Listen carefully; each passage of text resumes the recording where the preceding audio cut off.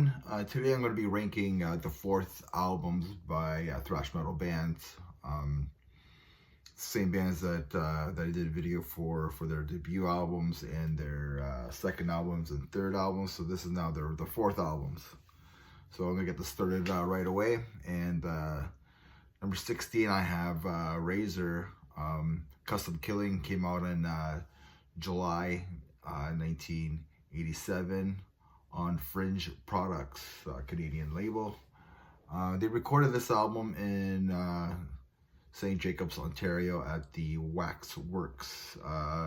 Despite the awful artwork here, it's a really good listen. It's a good album. I think it's actually all these albums, fourth albums by these major bands, they're all pretty good. But yeah, so that's my number 16, Razor, Custom Killing. 15, I have Exodus, Impact and Intimate, released in June 1990 on Capitol Records. Gary Holt has stated that this is one of the albums that he wished that he could take back.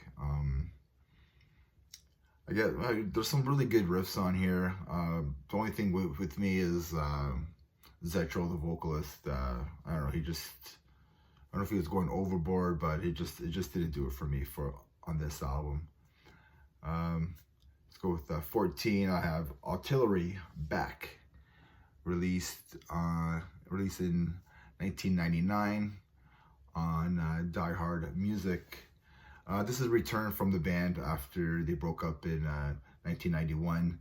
The main guys, brothers Michael and Morten Stuzer. I think that's how you pronounce it. They can really play guitar, man. They can really write tunes. This is another really good listen from this Danish thrash metal band here. So yeah, I thought it was a really good album. That's Artillery, Back. Number 14. 13, I have the German thrash masters here. I have Sodom, Better Off Dead, came out in 1990. I noticed something with the vocalists, with the vocals on here. It kind of sounds like Dave Mustaine meets Max Cavalera combined, type of vibe to the vocals here. Some of the songs have a Motorhead vibe to them. Songs that I really enjoyed on here were Shellfire, Defense, and Turn Your Head Around. I thought they were really good songs on here. Okay, number 12, I have Artillery, King of the Kill, came out on October 1994 on CMC. This is the first album with Jeff Waters on vocals. They had 3 other vocalists on the previous albums. And this recording of this album was in his studio. I think it's a really fun album. I really like the songs. The Box, The Bad Child, Hell is a War. The album's just full of riffs and full of solos. Like, Jeff Waters is a monster guitar player. Phenomenal. Just really good stuff here, I think. So number 12, I had Artillery, King of the Kill. Number 11, I have Destruction, Cracked Brain, came out in May 1990 on Noise Records. They added some melodic riffs to this, to the songs this time compared to the other 3 albums. The solos I found that were very tasty, very well done. It's a good thrash metal album. And also they did a really cool cover of My Sharona, which I think everybody should take a listen to that. Number 10, I have Anthrax, State of Euphoria. That came out in 1988 on Megaforce Records. Again, this Joey Belladonna is a top-notch vocalist. I think this is a really good album. Killer songs like Antisocial, Who Cares Who Wins, and Now It's Dark. I think that it really has a really good riff in it, and yeah, just a really good album, I think. Number 9, I have Death Angel, The Art of Dying. This is the first studio album from these guys in 14 years. I think they broke up roughly in 91, 92. This album came out in 2004 on Nuclear Blast. And songs like Thrown to the Wolves could be my favorite. Actually, the song Thrown to the Wolves, that could be my favorite death metal song. Death Angel song from them. It's just a pure thrasher. 5 Steps of Freedom is another really cool song. The Devil Incarnate, another really cool song. The album does start really, really strong, but there are some solos, some fillers on this album, and the vocalist Mark there, he's so good. He's just a great vocalist that just keeps getting better and better. Okay, number 8, I have Overkill, The Years of Decay, released in 1989 on Atlantic Records. Terry Date produced this album, and yeah, the sound on this album is just, it's awesome. This could be, and it probably is, the first groove metal album. You know, everybody probably thinks Pantera created groove, but I think this is the album that did it. I think this is the album and the band that started the whole groove movement. Yeah, so it's like thrash meets groove. Songs like Time to Kill, Nothing to Die For, Who Tends the Fire are all killer tracks and killer songs on here. Number 7, I have Creator, Extreme Aggression, sorry. Came out on 1989 on Noise and Epic Records. Yeah, these songs are tight and they're aggressive. I think it's a balance between Pleasure to Kill and Terrible Certainty. I think it has the aggression of Pleasure to Kill, and then it has the better musicianship and tightness of Terrible Certainty. So yeah, there's songs like Love Us or Hate Us. It's a really cool song. Some Pain Will Last, and The Betrayal. They're all killer songs. I think this whole album's really good. Actually, honestly, this could be my favorite Creator album. So yeah, so number 7, Creator, Extreme Aggression. Number 6, I have Flotsam and Jetsam Quattro. Came out in 1992 on MCA Records.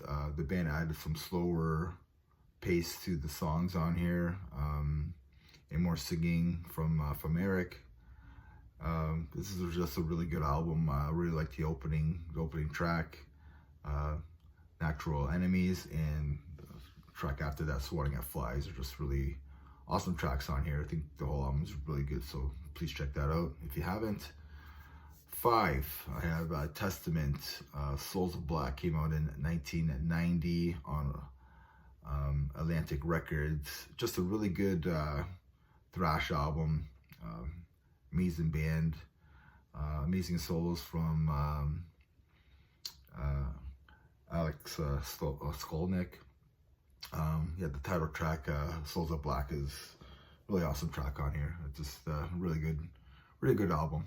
And number 4, I have Slayer, South of Heaven. Came out in 1988 on Def Jam. I like to joke around with people and tell them that this is the first groove metal album. But just because like the songs are a tad slower from the previous Raining in Blood. Anyways, I think this is just another masterpiece of an album. It's so hard to follow a masterpiece like Rain and Blood, but these songs are just as good. They had to do something different, I think. You could have done maybe a Rain and Blood 2, but would it be as good? Who knows, right? So this album's just as good. I think it's another masterpiece from them. Anyways, number 3, I have Metallica and Justice for All. that came out in September 1988 on Elektra Records. I mean, we all know this album. I love this album. This is the second album that I bought after I bought the Black Album, and I love it. I just love this album. Honestly, I think it's a masterpiece from them. Like, yeah, they have long songs, but like Kill 'Em All had long songs on there too. There's I don't know, Seek and Destroy is like 6 or 7 minutes long. Even the Four Horsemen is a 6 or 7 minute song as well. So they have always written long, well written songs. So also, like, I'm not Glenn Fricker, so the bass never bothered me. Like, I have no idea that the bass was low. I thought the mix sounded, especially as a kid, I just thought it sounded crisp. You could really hear everything. I thought it was well done. Either way, it never bothered me. Like, I'm not Glenn Fricker. So anyways, number 2, I have Sepultura Arise, released in 1991 on Roadrunner Records, when it was cool, right? Remember when it was good back in the day? Anyways, Arise from Sepultura is it's their best album. I think it's a masterpiece. If everybody should have this album in their collection.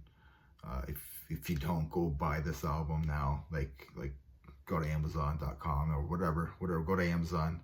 Go to your local record store. Go buy this album. And number 1 is, if you haven't guessed it already, it's Megadeth. Rest in peace. I don't really have to say very much about this album. Like, everybody should know this album. It's another album. If you don't have it, you better go get it.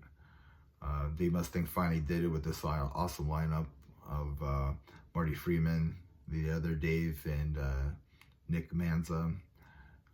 Wish they would have stayed together longer, and I just wish they would have stayed together longer, but it is what it is. They created some awesome albums with Rest in Peace, Countdown to Extinction, Euthanasia, and Cryptic Writing. But unfortunately, we did lose Nick Manza in May 21st, 2016. Sorry. So rest in peace, Nick. So yeah, so that ends my ranking of the 4th albums by thrash metal bands. I don't know, who's your top pick? Did you like what I had there? Did you dislike it? Or do you agree or disagree? Please just message and send a comment if you like. I like to read comments and stuff. Thank you for watching. Please like and subscribe to my channel.